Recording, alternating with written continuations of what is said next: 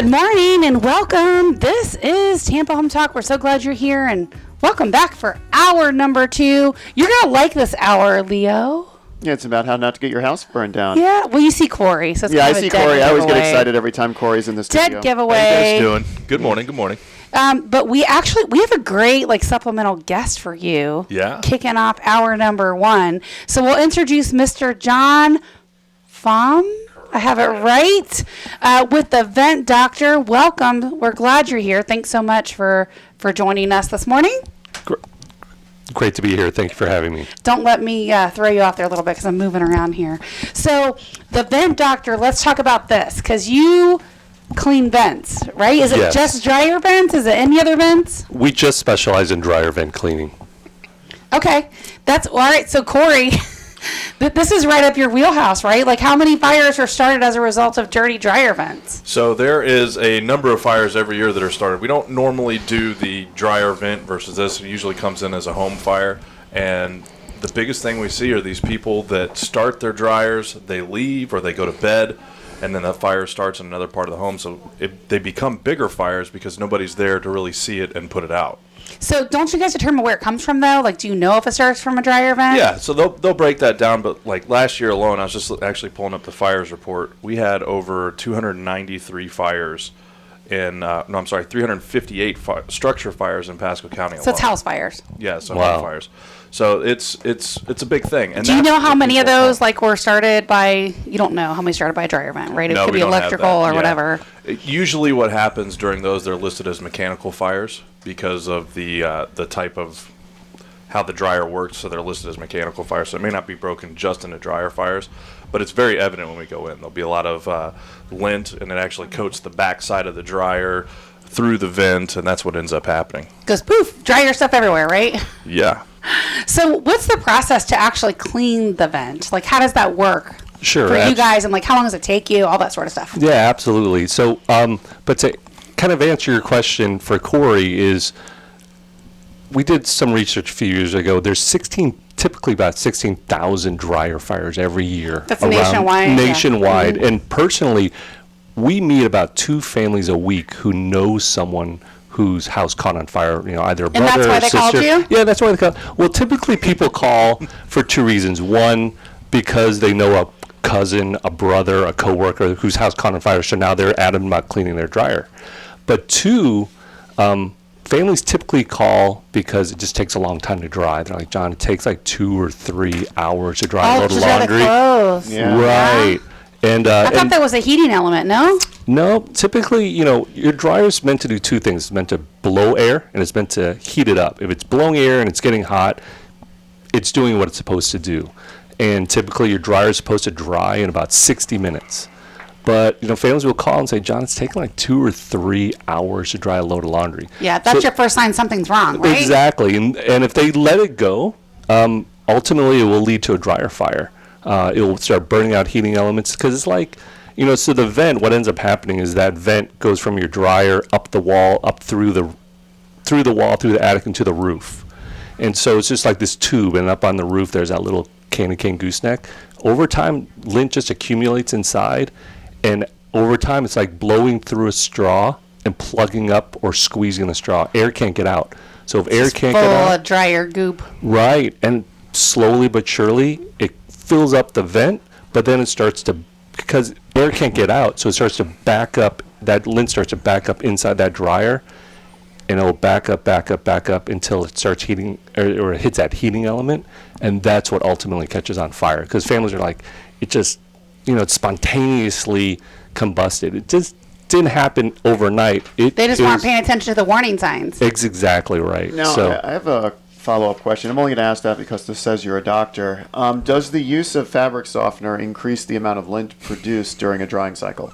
So yes, what we found. So what ends up happening is that air that goes up, it the air is wet and damp. It's that the air sticks to the side of the vent. The moisture sticks to the side, and the lint is what's sticking to the sides. But that dryer sheet, what we find is when we clean that vent, the lint is kind of sticky. So the chemicals that are in that dryer sheet cause that lint to be a little bit more sticky. So yeah, it'll start Look at to that. I accumulate. said goop. It really is goop. It is Yeah, goop. exactly. So, but I never answered your question. So what do we do, or how do we do it? So what we do is And how often should you do it? exactly. So what we do is we go in someone's home, pull the dryer away from the wall, disconnect the flexible vent, then we run a rotary brush inside to scrub it out from bottom all the way to the roof. Kind of like the fireplace guys, right? With a round yeah, like brush? a chimney Yeah. sweep, exactly. They're using a goose.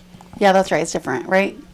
Yours is No, the so spiral. it's exactly. It's just like the little brush on these little sticks. It's like a chimney sweep, essentially.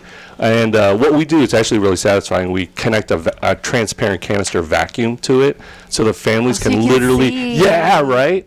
So it's really satisfying to watch this canister kind of fill up with 15 years of worth of lint. After we clean it, we actually do a unique thing. We run a scope camera, so the family can see that it's clean with live video from bottom to top. So there's no mystery. And then afterwards, we do hop up on the roof. I was going to ask if you have to get on the roof or if you only do it from the ground in the laundry room. Yeah, so companies that just clean up the inside, or families will just buy this kit and clean the inside. But if you don't go up to the roof, it just gets really clogged up at that little candy cane gooseneck. And so you're only just doing half the job. It's like blowing through straw, and you plug up one end of the straw. The straw is clean, but the tail end of it's just clogged up. So do people need to actually move anything or do anything to get ready for you? No, we do everything when we're there. We'll pull out the dryer, and in fact, everybody gets a free, cleaning underneath their dryer because it's really dusty. There's always stuff that falls back Yeah, there. I just 800 cleaned socks. my laundry room. Exactly. The other, last weekend, it's come by with my pantry and there was stuff all in there. Yeah. So it's so much better now. It's all cleaned up and I'm like, I'm going to pull the washer and dryer out. There's stuff back there. I can see it. Yeah, 800 socks, 10, laundry sheets. That's where all my socks are. Exactly. That's it. So we'll clean it for them, and so no, they don't need to do anything when. So how much lint typically comes out of the dryer vent? Because I know you said you have this clear canister. Like how much? Right. So typically, you asked a question. So manufacturers typically recommend every 2 years to clean it every 2 years. Well, we found that to be true for a household of 4. A household of 3 with less people could probably get away with every 3 years, and 2 people could probably get away with 4 or 5 years. And if you have more or you have pets, does that matter? It does. So a pet includes an individual. So if you have 3 adults and Okay. 1 large dog, that's 4 individuals. So Got they it. should really clean it every 2 years. But a home that's never had it done will fill up an entire, those transparent canister type of vacuums that have Yeah. that little canister. So a home that's like 8 years old, that's never been cleaned before, it'll fill up about an entire canister or canister and a half. Drying issues start to happen about a canister and a quarter. And, so typically when families call every 2 years just for maintenance, because now they know better, and so they're keeping up with it, it only fills up maybe a third of the canister. And that's really the level we're looking for. Because, Are there times when you get there, you're like one dryer cycle away from a house fire? absolutely. There are some that I disconnect that flexible vent, and I reach my arm into their dryer, and I pull out this snake of lint, and I'm amazed that they haven't had a dryer fire already. Now, how does that happen? I mean, I put my little screen in the dryer, and it says, every time I dry, I take the screen out, and I just rake it with my hand. Should be catching everything. Yeah, it should be Yeah. catching everything, shouldn't it? Right, so that lint filter is actually misnamed. That lint filter is not really supposed to catch lint. Lint is fine just going out and shooting out in the atmosphere. That filter is actually supposed to filter out socks and Coins. coins and that dryer sheet, because if that dryer sheet gets past that filter, it gets sucked into the fan, gets all wound up in the fan, or it gets shot up into the vent and gets stuck inside the little flapper that's up on your gooseneck. And so, Do you ever pull up and you have that stuff coming out the top and you're like, this is going to be good? yeah, absolutely, yeah, all the time. What does it cost to actually clean the dryer vent? So, And how long does it take? So prices vary from company to company. But for our company in our main Land O'Lakes area, we charge $120, and it usually takes about 45 minutes. And then do you go on maintenance plans or anything with anyone? So typically not. What we do is we send a not complimentary, but just a friendly reminder via text that, hey, you have 12 dogs and 3 people. It's probably time for us to come back in 6 months. Exactly. It's just a reminder. Hey, it's been 2 years since your last cleaning, or it's been 3 years, it's been 4 years. We send it annually, and at the bottom it says, hey, it's supposed to be cleaned every 2 years for a household of 4 or 3 years for a household of 3. All right, so when we come back, I'm curious to know, like, if it affects the electric bill at all when you clean that thing out. But we'll answer that and talk about it in depth. Off your number, 813-377-2775. 813-377-2775. We'll get your dryer vent cleaned. Back in a minute.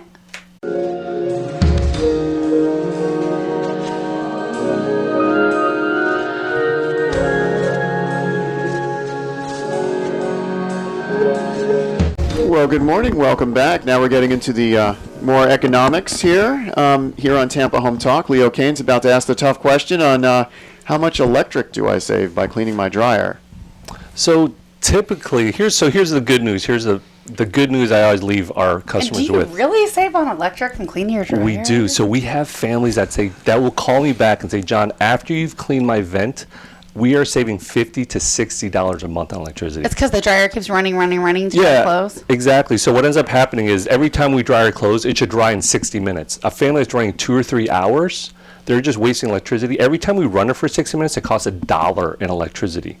So a family that's running 2 or 3 hours per cycle, they end up wasting about $400 extra a year in electricity just to run their dryer extra. But also, if it's clogged, if that vent is clogged, imagine blowing through that straw, plugging up that straw. That hot air isn't going up and out. It's actually seeping out of the dryer, dumping into their laundry room. And they all say the same thing. My laundry room feels like a sauna. Oh, so that's another indicator. Your laundry room's hot. Right, exactly. And then it runs up your air conditioning bill. So you're paying extra to heat it up, and now you're paying extra to cool it back down. So they will call back and say they're saving $50 to $60 a month. And as well, those repair bills on your dryer, we get calls all the time that, hey, John, we just had a repairman out because we burnt out a heating element. We've been burning out a heating element every year. And finally, one of the technicians says, have you cleaned your dryer vent? Yeah, when's the last time you cleaned your dryer vent? And the sad stories are like, John, I didn't even know that was a thing. Exactly. The even sadder stories are families that say, John, I wish I'd have called you 2 or 3 weeks ago because it was taking 2 or 3 hours to dry. We thought it was our old dryer, so we spent $800 on a new dryer. Bought a new one, hooked it up, and it still takes 2 or 3 hours to dry. And then, so they start calling warranty, and they're like, no, when's the last time you had your vent cleaned? And they're like, I didn't even know that was a thing. And so it makes sense. I mean, Corey, when you see, obviously you guys get a call. You don't really know what started it. You don't know that till, you're done putting out in the fire, and it's like the aftermath, right? But how often do you basically see the, what I was going to say is when it starts in the laundry room, how quickly does this spread? What does that look like? So I'll tell you something that's crazy. A fire doubles in size every 2 minutes. Ooh. So if you're out, you don't know what's going on. It might be a neighbor that sees a black window, some smoke coming out. And like we were talking about, as that vent goes up into the attic, there's no fire breaks once a fire gets into the attic.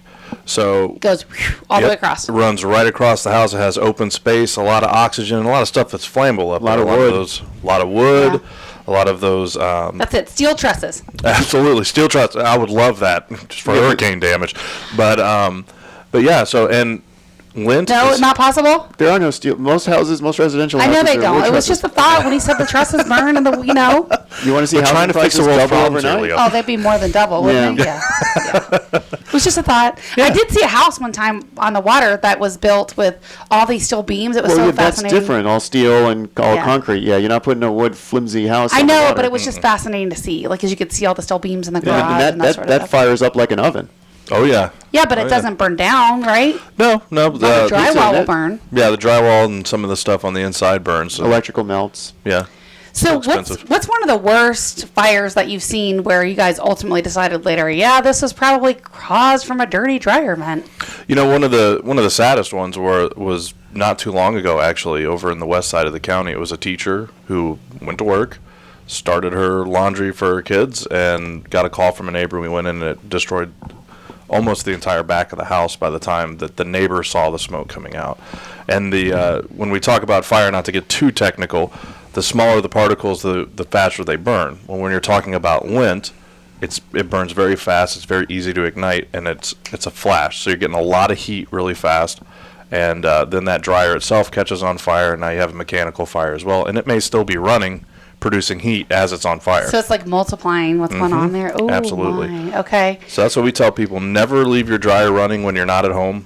If you're seeing those long dry times, get those vents cleaned out. I believe the NFPA says every 6 months you should be vacuuming. While we're on this topic, what are some of the other things? Let's just list off real quick some things that people should be looking for. That's a really good sign that their dryer vent is full. So the heat in the laundry room you guys talked about, the amount of time it takes to dry clothes, it going through more than one cycle. What else? There's also an error code that the new dryers have that it says like E80L90, and it'll tell you that your vent is clogged. Some people just ignore it. Don't look it up to see what it is. Ooh, okay. What else? Is there anything else you guys can think of that's an indicator? You may hear squeaking and stuff like that from the actual dryer drum. A lot of times, if it's on the first level, it's a couple screws that they can pull off, and they can see you'll actually, not only will it be through the vent because that air has been blowing back in, the entire inside of the drum and the motor, everything will have lint caked to it. And so you got to take a shop vac and start sucking all that stuff out as well. Yeah, dust, if your laundry room starts to abnormally start to get dusty, because that lint isn't going out, so it starts to make your laundry room dusty. Also, so are you saying you would see it more like on the baseboards and on the dryer and on that the sort top of the dryer? Okay. Because typically the lint goes up. So families say, John, it's just all of a sudden really dusty. Also, if your electric bill starts to just increase all of a sudden, and also if you smell a burning smell on your clothes, families will on say, the clothes. Oh, or wow. just in your room, but typically it's on your clothes. Corey, have you had anybody like say anything later, like little signs that they saw or heard or whatever that they're like, oh my gosh? I think the biggest thing is people are just surprised that it can happen. We put out stuff a couple times a year talking about dryer fire safety and stuff like that, and so it's around, but it's People one of those just things. think, oh, it's not me, it's somebody else. It can't right? happen to me, right? And that's what the sad thing is. And people spend, those are major appliances. People spend a lot of money on that. People, Well, listen, that guy that spent $800 on a new dryer. Oh yeah, yeah. And good luck finding one right now. $100 to clean it. Good luck finding one. I know with COVID, it's such a thing. Yeah. John, can you give our listeners, like if someone wanted to take action on this today, can you give them like 10% off discount if they mention my name or Tampa Home Talk or something like that? Absolutely. Love to do that. Great. Yeah. Well, let me give out our off-air number. If you're listening and you've been in your home, especially for a while, and you've never cleaned your dryer, you might want to call or text dryer to 813-377-2775. Again, every year or two, not more than 5, you should have it cleaned no matter how many people are in the home. It should be cleaned every 2 years for household of 4, 3 years for household of 3. Okay, so 813-377-2775. We're going to give you 10% off, or John will, if you mention Tampa Home Talk or my name, or we get you guys connected. You just call or text dryer to 813-377-2775. So when it's coming out the top on the roof, is that a good indicator that it's full too, or is that just a little something getting stuck? That is a good indicator because it's just starting to get very accumulated in that vent, and it's just starting to break loose. There shouldn't be that much in your vent that it's just breaking loose and ending up on your roof. So, Corey, what are some of the other things around the home that really cause a fire that someone doesn't think about, like the dryer vent, right? Which we talked about. What else? Little things like that. We always talk about overloaded outlets. I'm sure if you look behind anyone's home entertainment center right now, there's an extension cord plugged into a power strip, plugged into another power strip that has a power strip that's plugged into a space heater, and they're just happy that it's working. That happens all the time. We see that. Electrical fires are our number one fire in the home. Is dryer vent number 2? It would be up there. Yeah. Yeah. Cooking fires are a big thing. People leaving stuff on the stove that they don't pay attention. And that's just a simple, hey, I'm a single dad. I get it. The kids are running around. You're trying to cook stuff on the stove, and they need this and they need that. They need water. They need this. And can I go do this? And you get distracted. It's life. That's what happens. And so those times I tell the kids, hey, you got to stay out of the kitchen. You got to fend for yourself for 20 minutes while I cook dinner. Yeah. And that becomes a big thing as well. But or tell your kids, like, have some peanut butter and jelly while I'm gone. No cooking. Yeah, absolutely. I remember that when my kids were young. No cooking. We're not home. You can microwave mac and cheese. That's it. One of the craziest things we see during storms and especially in hurricane season as we're coming up, is people will be cooking, the power will go out.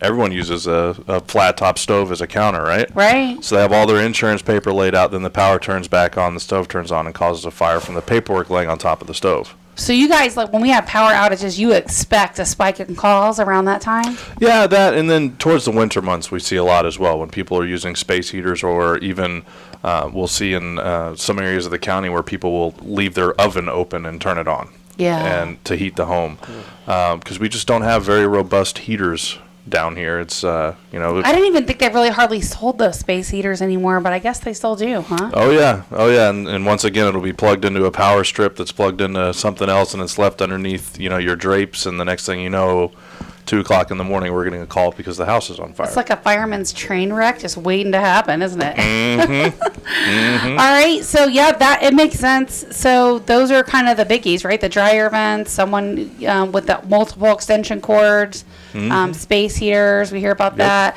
That's a good fires. one as far as keeping like your stove area clean and the power going off and coming back on. Or I can Absolutely. see that, right? Where you're cooking something or you have something on, and the power goes off and you're like, you don't even think about it. How about rats chewing your wires? I haven't heard a whole lot of that. Like at my house. Oh, Pat. Only patchwork.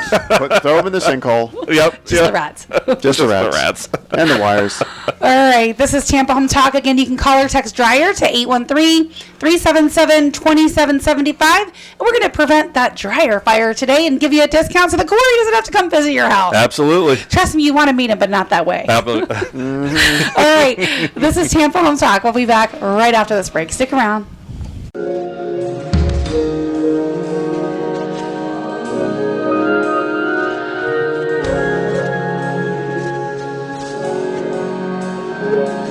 Well, good morning. Welcome back. Pat surprised us with a segment comeback, and I apologize if you heard some of our off-air banter about going down to Captiva on We a always boat. babble a little bit. Yeah, I'm excited. No, nobody heard anything. Because Pat knows better. See, you're trying to give something away, it ain't there. Yeah, so let's go back to, we were talking to Corey about boats on the break. How Absolutely. many boat fires are out there, and what causes a boat fire? Oh, do you guys respond to those? So we do respond to those. Especially if they're houseboats. You're like, Yeah. I want that job. I want to be the fireman that like gets on the boat and yeah. Well, and it was funny because we were They're training usually in the city. attached to the backyard when they're on fire. Oh, yeah, no, I That know does what I was happen, thinking. and those become environmental nightmares Yeah. because everything's going into the water. So we try to boom it off, but a lot of times you got to think: is it better to let the boat burn, or is it better to put it out? And depending on what the situation is, it might be a less of an environmental impact at that time. To let a boat burn because it's burning off whatever's on top. It depends. And if you save it and it's not total, they're going to want to fix it. And, I think I'd probably rather have my boat burn and file an insurance claim. I hate to say So that. you're but letting it burn. There's gasoline, there's oil, it's fiberglass, there's plastic. That you want to let all that burn? So if you don't let it burn, where's it going to go? Oh, in the water. And so is the environmental impact. That's the same way, for instance, if a fuel tanker or something like that catches fire on the interstate, that on-scene commander, that's what his job is risk versus reward. So if we put it out and there's 1,000 gallons of fuel, the road's All already over the destroyed. ground, yeah. Is the fuel going right into the water, or are we going to let it burn off? So it just depends on what their tactics are at the time and how quickly they can knock it out. And if it's a small fire, can we plug a fuel leak or something like that? and So, those guys have to make a decision quick, right? Very Like, quick. Have you quick. ever made one of those decisions? unfortunately. So which way did you Hopefully it was side? the right one. It's literally a decision by decision basis. So if we're on the interstate and there's a fuel tanker going, what's the runoff going to be? If we do put it off, is there going to be a massive fuel release? And then where's that going to go? Can we control the fuel release, or is it going to go right into a drain that's going to drain, to a tributary or water? And so there's all kinds of those thoughts because you're going to have to repair the road. You may have to shut the roadway down for a while, so you're already going to have to do those repairs. So am I preventing more damage or less damage by letting it burn? It makes sense. Yeah. So, and is that ever the case with a house or no? No, a house we're going to put it out Yeah. as quick as we can. Because you don't want to spread to the neighbors. And all that. Absolutely. Yeah. The decisions there, we call it risk, your risk versus reward. We're going to risk a lot to save a lot, risk a little to save a little. If somebody's inside a home or we have reports of someone inside a home, we're going to do everything we can to make sure that we're in there as quickly as possible to save that person's life. To Do you guys have anything we times can. where it's just really hard to get in the home? Like, how do you get in? When the front door Absolutely. and everything's locked, and you got the latch Well, locked they on the use the front. trampoline and they hold it below the window and ask them to jump. No, well, what's seriously like? No, seriously. No, it's No, you don't. You don't even know if there's anybody in there. So yes, we do, and that's what the guys train on all the time. The forcible entry, those tricky situations. What do they do? They break a window and get in quick, or what do they usually? So, once again, where's it at? Is breaking that window going to drive the fire further into the home? Is it going to pull it into a different room? So that's what these guys and girls They have go to to all this assess training quickly. for. Mhm. So you guys a big fan of those baby on board stickers or those pet inside stickers? Absolutely. Where was the best place to put those? But Low. baby on board is obviously on the car. So but, I mean, most people want to put them way, way up at the top. Where does smoke go? Right to the top, right? We can't see it. So we say if you're going to do one of those stickers where, hey, we have this many dogs inside, we want them low, maybe by the door handle, because that's where they're going to go. They're going to feel the door to see if there's heat. I never They're gonna thought try the about door putting first. that there, like for the pets and stuff. I never thought about I that. would never think about putting it all the way up at the gable. I never thought about putting it on there at all. I don't think I've ever even noticed it at a house. I'm going to be looking for it now. We had a guest that was talking about this several weeks ago. But I don't remember that for some reason. I don't remember ever seeing that at a house, is what I'm saying. Oh. No, I've seen the this many pets inside or beware of dog or Yeah, I've seen Beware of Dog, but I'd never seen like, oh, we have 3 dogs and 2 cats and 5 kids, you know, or whatever. Yeah, and they're little stop sign looking stickers. And if you put them in there, if they're crated, put where they're crated. If it's, hey, they're crated in the bedroom. Well, we know, all right, we're going to go right to the bedroom. We're going to look for pets. Because a life is a life. We want to make sure that we can save. And we actually, thanks to Central Pasco Veterinary Clinic, every single one of our trucks have pet masks on them. Oh, look at that. We actually have several vet techs. They used to be vet techs that worked, and so we've been successful with saving animals that were dead when we pulled them Aw. out, and have been able to revive them. So they're going to do everything they can to make sure that anyone or animal, any life inside is living saved. creature, one of the even cutest things fish. I've ever seen is their fire station Dalmatian in a fire suit running into a house and saving a kitten. Aw, really? Where was that? I missed it. Did you see it? No. Setting you up for the okie doke. I could totally see that, though. I could see you all posting something like that. We would. At least if it was staged. We've had foxes, foxes, Foxes, yeah. Fox, yeah. Fox. That have gotten into dumpsters behind the fire stations, and our firefighters have captured the fox, and it was a mayonnaise jar that was stuck on their head. And they're trying to get to the mayonnaise, and they actually were able to pull the jar off of the fox's head and release them. That reminds me of Kate. The other day on her way to the office, there was a cow stuck in a fence, and she stopped to try to help the cow get out of the fence. I'm yeah. like, oh my gosh. Little 100-pound Kate. Yeah, Gotta make sure it's not an electrified fence. yeah. That's look for the Definitely. yellow tabs. Yes. So let's roll to Mr. Steve Dumas. He is with Damage Recovery Restoration. Let's talk a little bit about how you actually remediate some of this fire damage, and how soon do you get there when Corey's crew is there, or do you? Is it always way after the fact?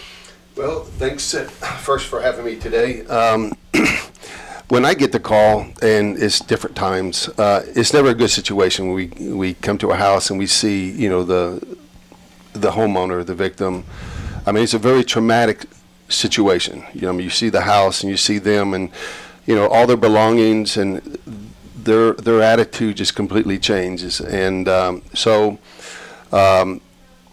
depending on the time, we're usually multitasking and doing several things at the same time. And now, our number one thing is to stay away from the fire department and let them do their work, because they have, their number one goal is to make sure that fire gets out and they can save lives. Do you guys usually get there that soon? We don't do it unless we've been called to board up a course. place or something Yeah. like that. But we'll usually come in after the fact, after the fire department is left, and somebody calls us to take care of them. And so we're dealing with the homeowner and trying to get them in a situation to where they can, because electricity usage is turned off. Right. They don't have a place to stay. We try to find out, their insurance and all that entails. So And then let also- me ask a question before we dive in. Corey, if you guys, there's been a fire, right? Obviously, you want everybody out. You guys have put the fire out and that sort of stuff. And now it's not habitable, right? A fire restoration company like Steve's has to come in and do rehab on the property because of the fire damage, is the owner allowed to like go back in and get their things, or like how does that work? Do you guys block it off? I don't think I've ever asked you that. So it all depends on what the scenario is. Once again, base by base, is it safe to go back in the home? And after any fire investigation, that sort of stuff? Absolutely, and that's what we do. We'll turn it back over to the homeowner. One of the things that we do it's a great partnership. It's one of the best partnerships ever, the American Red Cross. Anytime someone's home is burned, we ask them, do you have somewhere to go? And if not, how many people are in your household? We'll get them in touch with the Red Cross. They'll provide them with clothing. They'll provide them with shelter in the short term. And then when one of these companies could come in, they work with their insurance company to find them long term. Well, I think it's human nature, right? Like if your house, because sometimes it's not totally destroyed. It's remediable, right? Mm-hmm. So I think human nature is, oh my gosh, let me go grab my wedding photos. Let me go grab my baby photos. Let me go grab my passport, birth certificates, that sort of stuff. And that's one of the biggest things that we do when we go in. Is called our salvage and overhaul phase of the fire. So once we've stopped the forward progress, we're going to make sure we can save everything that we can in the home. I've personally been on fires where we're throwing World War II medals out the window into the yard because we know that's stuff you can't Somebody's replace. Somebody's going to want it, yeah. Wow. Pet ashes are huge. People, it's funny. You can burn $1 million and they want their pet ashes. Yeah. They want these pictures and things off the wall. And so we try to have great care on if we see something in a room that's involved with fire and we can pull it out, we're going to pull it out. We bring in what's called salvage tarps. So if we're pulling ceiling down in a room and there's all their furniture's there, we'll put down tarps over their furniture. So as we're pulling down the ceiling, it's not destroying more in what's the home. left. Yeah. Got it. Okay.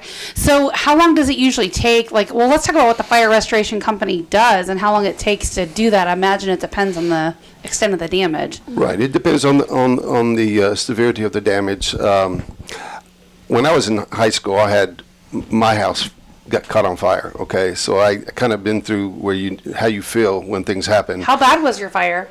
It started with a kitchen. It was a kitchen fire, and it went from the kitchen to the living room, maybe like half the living room, and then into the garage. Was it like a cooking kitchen fire? Yeah, okay. It was my brother, and he left it there. So what we were talking about earlier, things like that happen. Now this goes back before Moses, okay? So back then we didn't have the technologies that we have today, the cleansers and the deodorizers, the machines, right? All the things that we have today to salvage a lot of the things that we have.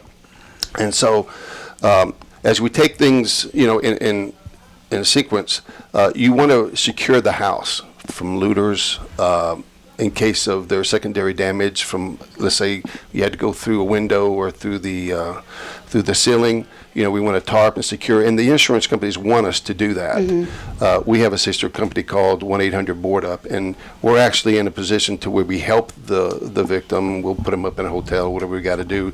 We got an overnight bag that we give them. So we try to get them situated to where, and part of my job, I think, is to just kind of explain to them, because all they see is black right now. I mean, right. They're just totally, Well, the walls and everything are covered, right, with soot and the black. Yeah, and so we try to let them know, okay, here we are today. This is nobody plans to do this or go through this, So we kind of give them a visual of where we're going to be in a week, 2 weeks, a month, or whatever it's going to take to get the house back in order. And so we're working with them. When we do insurance claims, there's usually at least 3 estimates that we do. There's probably more like 4 or 5 of them. One's going to be for the content cleaning. One's going to be for the structural cleaning. One's going to be for the repairs of the structure. There will be one maybe for water damage because we're putting water on to dry out the house. And so I work with the adjusters and all different insurance companies. And, our goal is to put everything back, and get them back to where they were before and repair their lives. And you mentioned with pictures. I remember my mother, the only thing she was concerned about when it happened to us, was my pictures. I want my pictures, So, yeah. And I was running around the house. Like Corey said, $1 million can burn, or you just want the simple things. Right. So, there's the, when we start looking at all the different phases of what we do, we work with the homeowner and try to get them, to understand that, okay, you got your possessions, here's some things that we can salvage, here's some things we can't.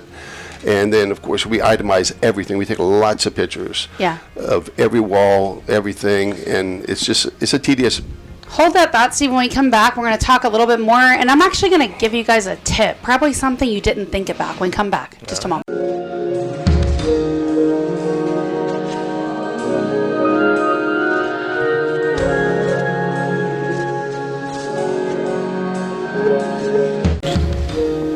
Welcome back. Yeah, welcome home. Oh, none of us have said welcome home. We've not done it. Welcome home. We need Adam's shiny face as the reminder to do that. This is Tampa Home Talk. This is Tampa Home Talk. All right, so remember I was saying I was going to give you guys a really simple little tip, okay? So, and this is, usually I give a lot of like homeowner and home purchase and like real estate related stuff. This still relates to that. One of the things I see that people skip very, very often is renter's insurance. So they either don't get renter's insurance or the landlord doesn't require that they get renter's insurance.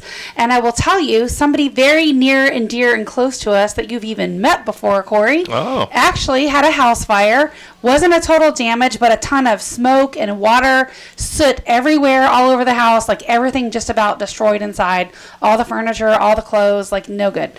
No renter's insurance. And so if you're not a homeowner and you're listening, you're a renter, the owner's homeowner's insurance does not cover any of your things, just so you know. It's very cheap to get. I mean, probably a couple $100 a month. Adam can actually quote that for you. Couple $100 a month? I mean, a year. Thank you, Leo. Yeah, I was just saying. Yeah, really cheap. I mean, the grand scheme of things, very, very cheap, very inexpensive for good coverage. And, you know, they just don't require it. So many places don't. Now, when we do tenant location, we make them get renter's insurance. They can turn around and cancel it right after, but we're trying to at least do them a service. So if something were to happen, you know, they would have some protection with the things that they own. And it's a shocking thing. A lot of times, I remember my mother had a house fire when I was a kid. She talks about it, and she said that, you know, my uncle was the one that actually rented the place to us. And she went to him and she said, "Well, what about all my things inside?" And he said, "Well, did you have renter's insurance?" You know, she was just a young mom, didn't know. And so that's the thing that, you know, most people don't know, don't realize, don't think about. But if you're a landlord, especially, and you're listening to this, which is probably more of the demographic than a renter listening, right? There might be some renters, but I would say if you're listening, you're probably more an owner, and you have some properties you're renting. Make your tenant carry renter's insurance. It will really be a blessing. And so in this particular fire, what happened was it was something that sparked the homeowner. It was a rented property, right? The homeowner installed the dishwasher, did something wrong because you have water and electrical kind of mixing, right? I would definitely recommend you hire a professional to do that. But basically, something underneath related to the dishwasher caught fire. And so you would know better than I would how that spreads and what that looks like. But it was, as opposed to like this big blazing fire that we always think it was more smoke damage. Yep. And sometimes it may hit a water line and put itself out. You know, that may happen. But one of the things you're talking about when you're talking about renter's insurance and how important that it really is, if you're living in a condo or you're living in an apartment, it may not be you that causes the fire. We had a fire the day after Christmas in Trinity where somebody was grilling on the porch, shouldn't have been doing it. We had 9 units have fire and smoke damage that they did nothing wrong. So it may be, it may be your neighbor, or if you're on the first floor, the fire happens on the third floor, we got to put a lot of water in there. Where's it going to go? It's going to go right down through the second floor and down into the first floor. So it's very, very important. And I can't tell you how sad it is when you have a home that is destroyed or a home that is severely damaged, and that person is looking at you like, I don't even know where to start because I never had insurance. Right. And it's heartbreaking. How soon do they figure out that they have to have renter's insurance to have that covered? Is that like right away when you guys are there? As far as like, well, you're talking to the families, right? And all their stuff inside is destroyed in one way or another. Maybe from an adjacent property where the fire spread or whatever happened spread. And you're talking to them like, oh my gosh, all my stuff is soaked or soot or smoke or whatever. Do they figure it out usually while you're there, or do you think that happens more later? I think a lot of times people, they want to play the game. You know, it'll never happen to me. I can get by, you know, without this, or they're underinsured. You know, there's certain things in life, unfortunately, that we need to pay for to make sure that if something bad happens, we're taken care of. And even get some basic coverage, like $20 a month kind of coverage. Yeah, something to help out. And we do our best to cause as least amount of damage as possible. but damage does happen. Yeah. So what was on the topic, Steve? What actually removes this smoke and soot from the walls when it gets in there and it's on everything? How do you guys clean that? What gets it off? How long does that take? Well, we have, again, all kind of cleansers, deodorizers, machines, that kind of stuff. We start usually with, you mentioned about soot. It could be a small fire. Soot goes everywhere, and it hits, Your clothing, and then you got the everything. smell to contend with as well. And so we usually will start with the contents, remove the contents, and just go through every item and clean them. Textiles, if they're not burnt, we can get the smell and the soot out of those. Do you ever have people that are trying to actually live in the home while you're trying to restore it? Do you get that? Yeah, there's certain people, if this big enough house and it's only like in one section of the house, and we can block off, and let them live in the house if that's what they choose to do. But we start with the contents, and then once we remove the contents, we remove the burnt parts they're really producing a lot of the smell. Then after that, it's a matter of cleaning the structure, walls, the vents, the air ducts, anything and everything that's going to keep that. And you got to be very thorough with everything, because if you don't, then you miss one spot. Well, you're going to wonder, where's that smell coming from? And with some people, it just sticks in their brain, what I mean? Somewhere where, they always remember that smell. So you really got to be thorough, to get everything that's there. There's certain smells that are very distinct that once you smell them, you can't ever unsmell them. Mm-hmm. And it's hard to make them go away. So what sort of things should people be bringing if they have to vacate their home and let somebody like Steve go in there and do a restoration cleanup? We usually will get a certain amount of their clothing and have them, cleanse real quick, and then they can stay in their hotel or wherever they're going to stay while we're doing the restoration work. Obviously, things like guns and medicine, those type of things, we want them out of the house. We want to secure the house. Birth certificates, passports. Anything, those type of things that they're going to need on a regular, daily basis. And then, of course, we itemize everything and kind of keep it organized for them, in certain places, whether it's at a storage unit or a pod or something like that, while we get the house back to What's the typical time that it takes to rehab a home? I know it depends on the damage. Kind of a loaded question, but it could be a few weeks. It could be a year. It depends on how severe the fire is, and a lot of it, you're waiting on the insurance, the adjusters and things like that. A lot of waiting, right? How fast things are going to move. We typically can get out of the cleaning in a few weeks. That's good. It's the rebuild that takes a little bit longer. All right, Steve, Corey, thanks so much for joining us, gentlemen. Thank you for having us. Real quick, if you've not caught my book, have you seen it yet, Corey? Selling Through Relationships? I have. In fact, I was with you when you were going over the cover art, and it looks amazing. Thank you. It's available on Amazon. Please check it out. And I always say if it's not worth at least 4 stars, which Leo seemed to think it was, that was an impressive compliment, I'll give you your money back. There you go. So call or text book to 813-377-2775, and I'll send you an autographed copy. Thanks so much. Bye for you now. Love where you live, or we'll fix it. Welcome home.